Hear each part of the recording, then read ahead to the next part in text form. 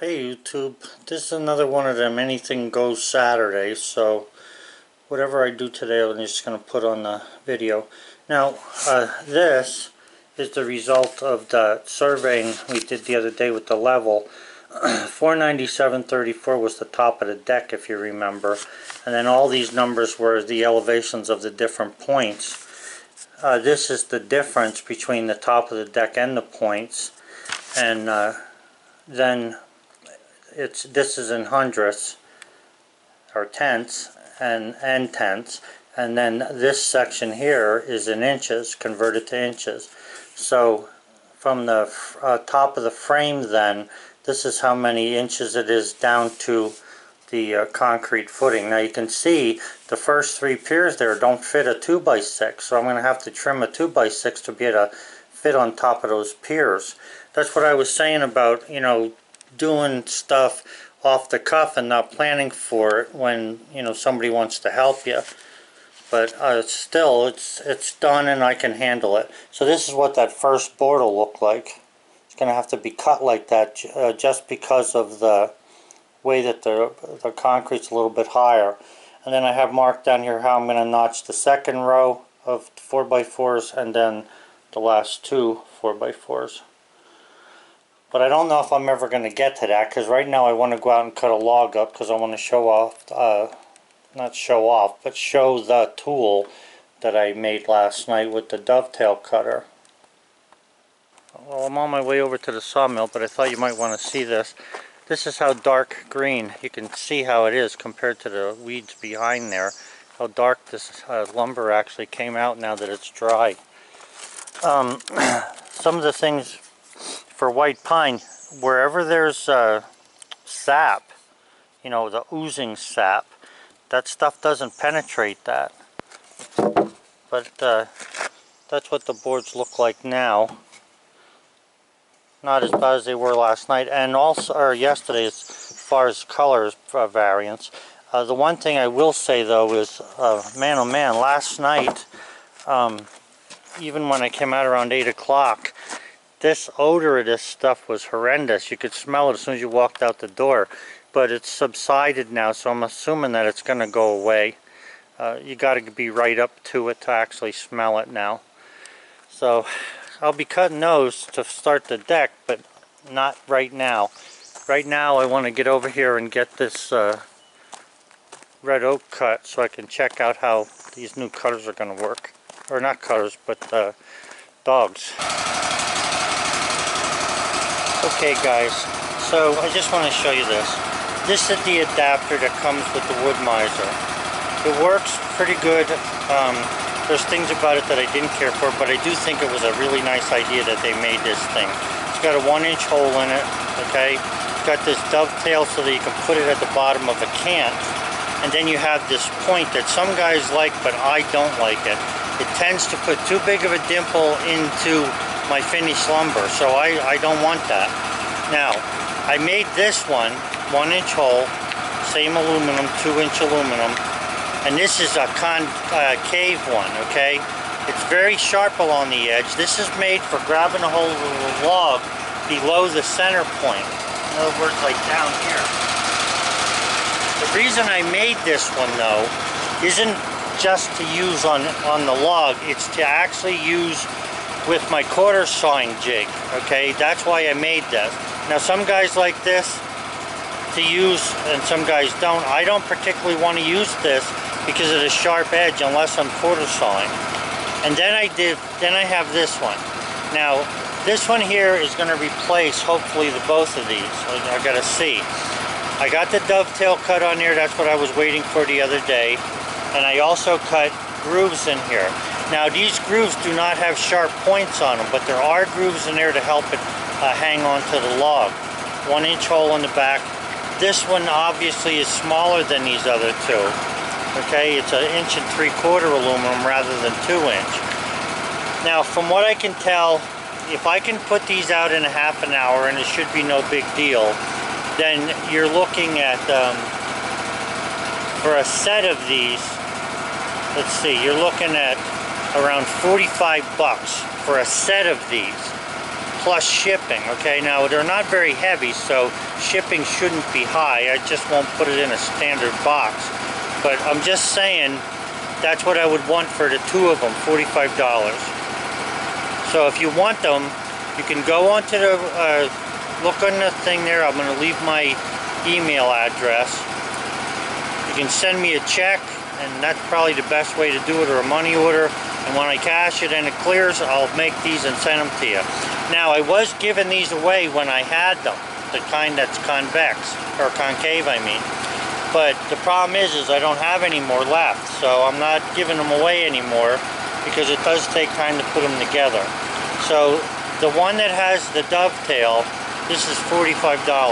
This one here, I didn't figure out the price of it, could probably be a lot less, or a little less, but it still takes time to cut this out.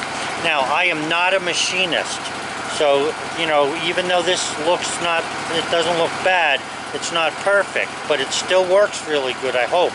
So we're going to try this today. That's what this cutting of this log is all about, just to see how good this works. Okay? So I'm going to put this on. You got to tap your own Acme screw to be able to get this on there. So I'm going to do that now, and then you can see how it works.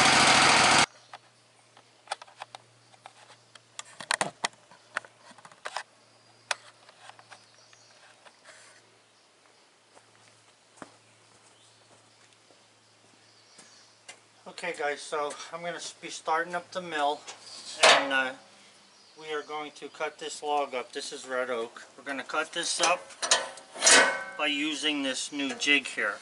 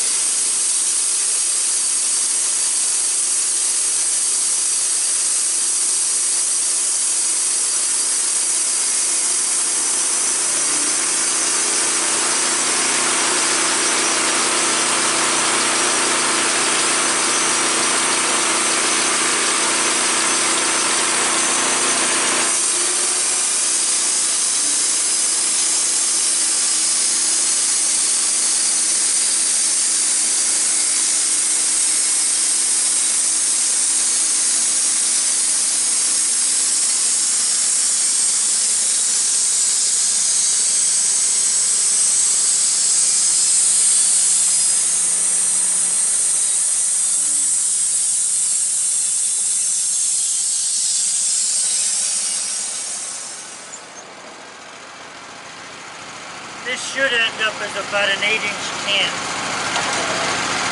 Red oak.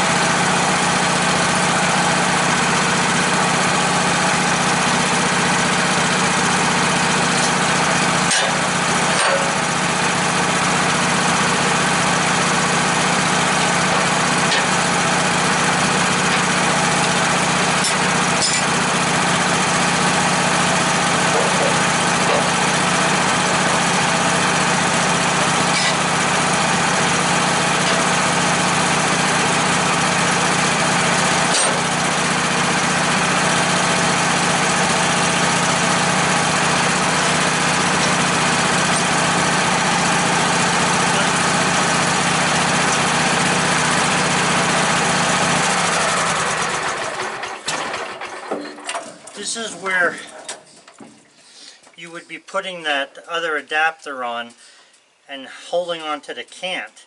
And the cant, every time you move this thing, the freaking adapter would fall off. So now we're going to work with that and see how this works. It worked good for holding the log, but I thought that would. That's not a hard thing.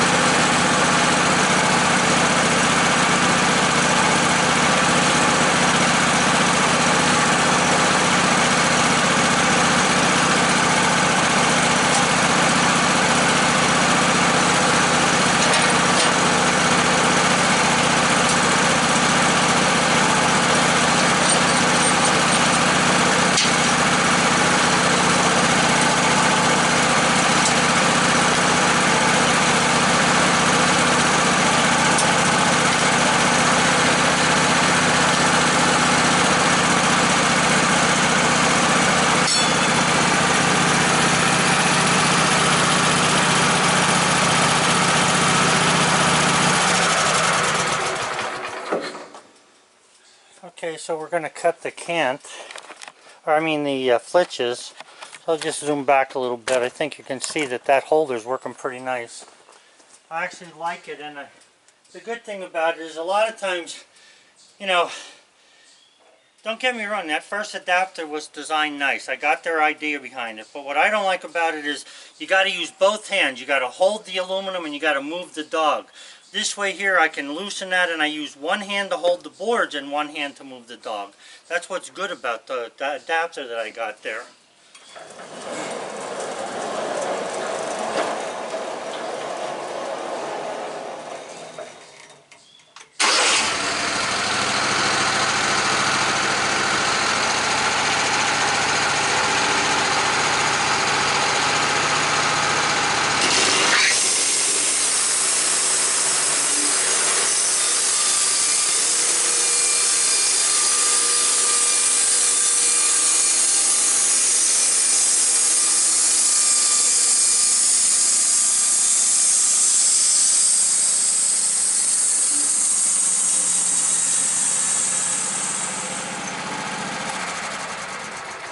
I'm cutting these flitches all at once, but I really don't like doing it that way because you end up losing some boards. I like doing it one at a time, but to be honest with you, I don't really have time to be cutting today because I want to work on the deck if I can.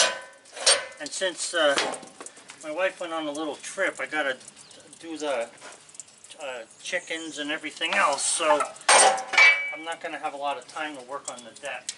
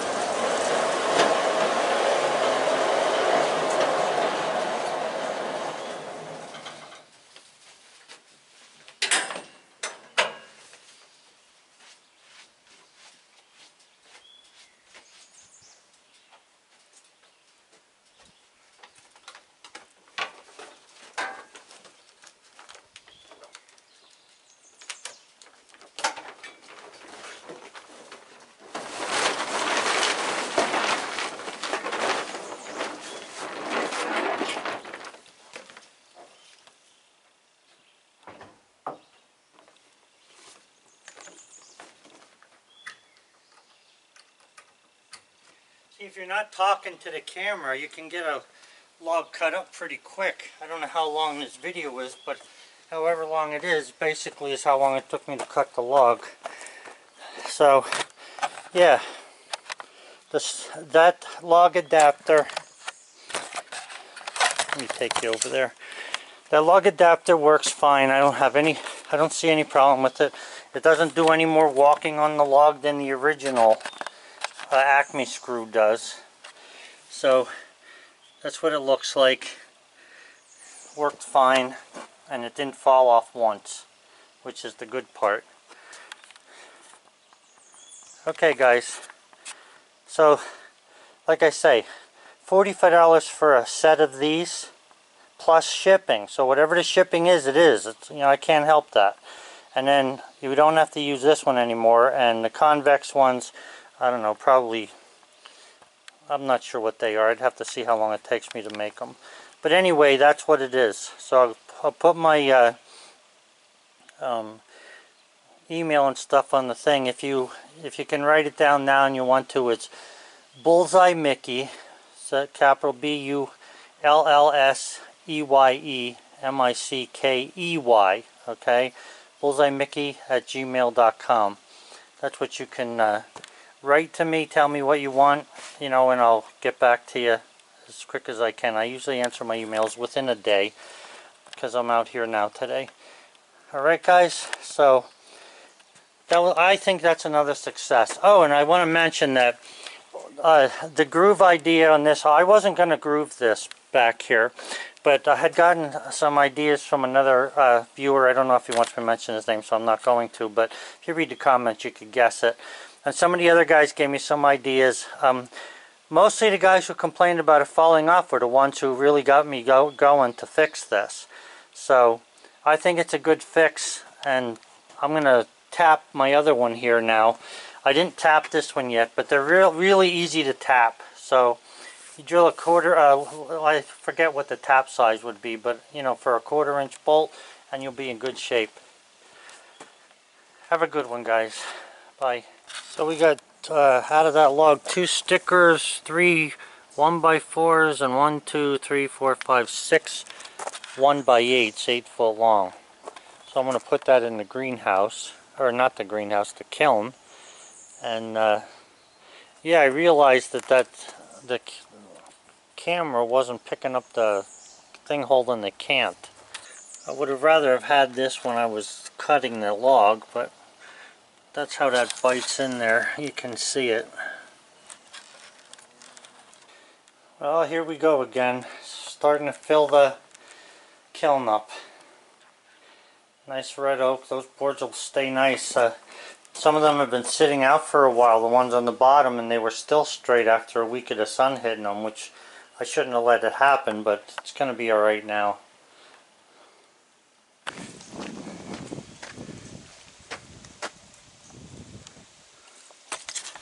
Okay, YouTube.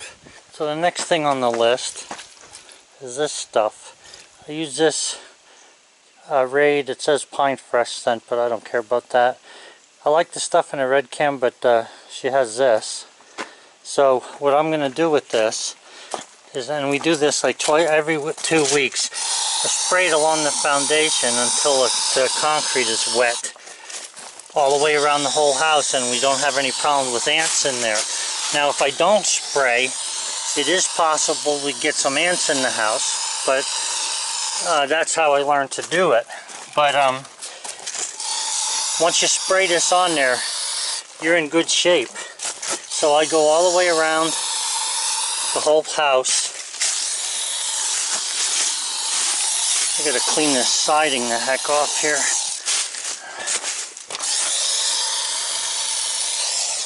Put it right on the thresholds. And you can go around the windowsills if you want, but I just did that the other day, or last week, so I'm not going to worry about it. Sometimes when it rains, I'll do it another time after it rains. It doesn't usually take too many to convince them to stay out. Probably, oh, I don't know, maybe three 3 applications, and the next thing you know, you're not having any ants. And then I do it, like I say, every couple weeks.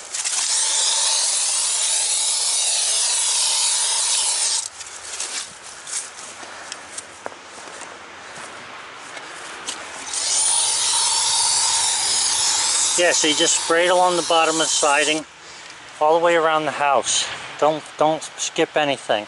And if you want to, you can do it around the windows too, and have no problem with ants. If you're spraying this stuff on for the first time, what I do is I go up the corner post and then around any kind of obstruction. This is for a gas heater in the house. And then like where the windows are, like say there's a window here, I just go along it, up, across, and down the window. You would be surprised how effective this stuff is. Now, the ideal thing, just so you know, is to do the inside of the house first, okay? If you do the inside of the house first, then you're going to chase whatever's in out, and then you come outside and do the outside. That's what I always do. I got a lot of raking up to do here. I can't wait for Carmine to come give me some help.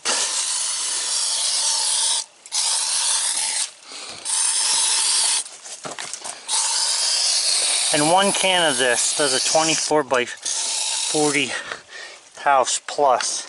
So like even on the garage, I'll put this around the garage. Now I won't get the whole garage done with 1 can, but it's better than nothing.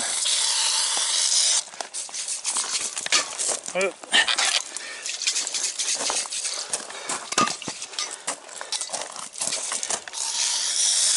The main thing, like in the garage and stuff, I put it along the threshold where the garage door is, because all I gotta do is sit there and the ants start walking in. I swear to God, they look for cool places to go, just like we would. So that's about it.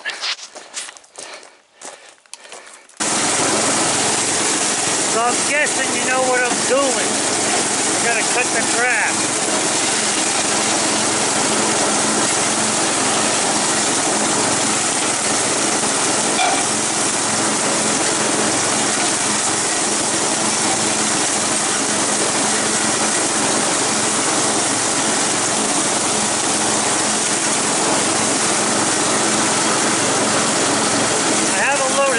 Soil that I want to use to fix these bad spots. I can't wait for Carmine to come up. I forgot I have to water the greenhouse. So I just fill a container. These peppers were planted a week ago. Just give them a little drink. And the tomatoes. Now this the water that I'm giving them here, I need to fill this up, but 1, 2, 3, 4. The water I'm giving them has a solution in it made especially for peppers. And you can see this one's doing pretty good, has a pepper on it already. So we come in here 6 o'clock in the morning, 10 o'clock in the morning. I think it's like closer to 11 because I forgot. Because Sally usually does this stuff. So 10 o'clock in the morning, 2 o'clock in the afternoon, and then 6 o'clock at night. Now this is for the tomatoes.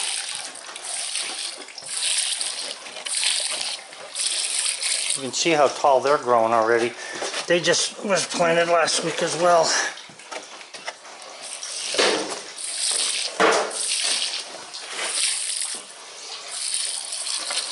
And that's all there is to it. Pretty quick. One of these days I'm going to do something here so that I can do it automatically, but for right now it's not an issue. And these peppers, or not peppers, cabbages, they're not doing too bad. I lost 2 of them, but they're in ponds. Those ponds are full of water and they just grow. So this cabbage, we usually make sauerkraut out of that comes fall. And the rope then I'll let down and tie the plants up once they get big enough that they'll fall over. So that's another job done. So No mowing. That's a topsoil plow I have.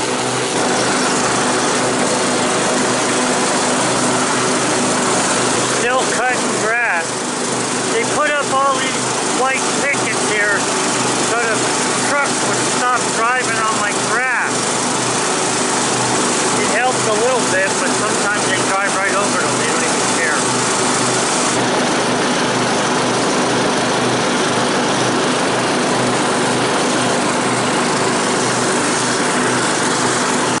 Well, I gotta wash my lunch dishes.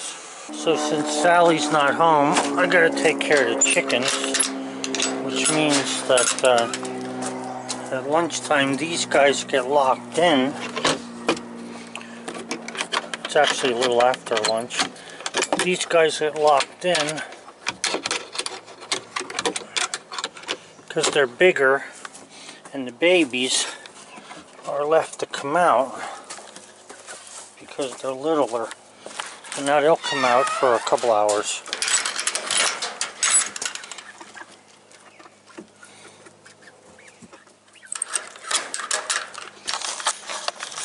I don't know what kind of latches you guys have, but I have this latch that sort of locks automatically behind you, but I also put one of these things in to keep it from, so that nothing can just bump it and get out.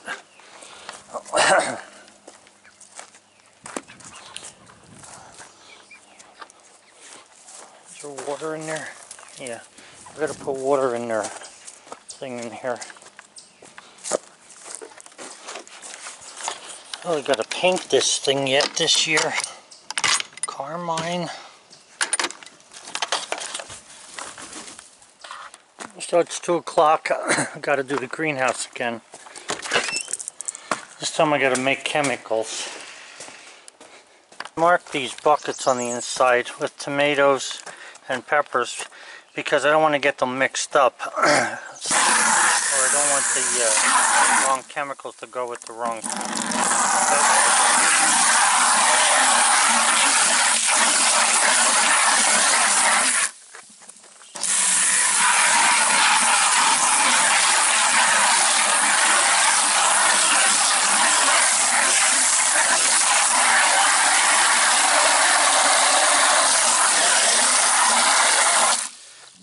You can see the calcium nitrate down in there, or is it sodium nitrate? I forget, but it doesn't break down real fast. It's not bad, but it still needs to be moved around a little. By the time I fill the bucket, it should be broke down. Take a look at this 1x that's right here, the first one on the horse.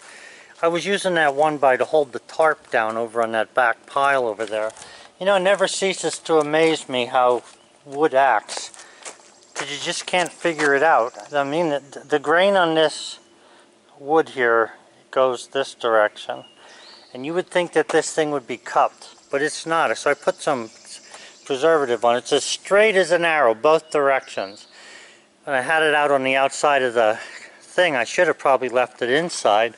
But if you look at some of these other boards that the sun has hit, I mean,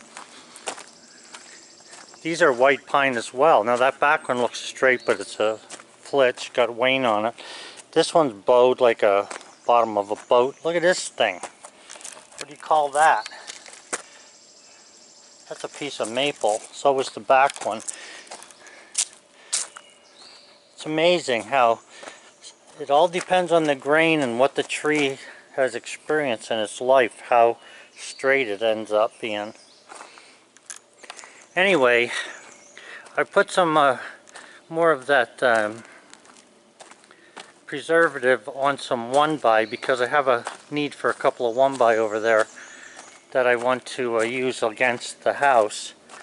So it has one coat. You can see how the difference in the shade of color there, how dark that is compared to this. But this needs another coat, and so does this one. It's really funny because same tree, same boards. That one's like a light green, this one's more like a brown. It's weird how those different colors affect it. Anyway, just keeping in touch with the preservative. I can't wait to start cutting that deck up. That stuff was a little bit tacky today yet, so I didn't really want to fool with it.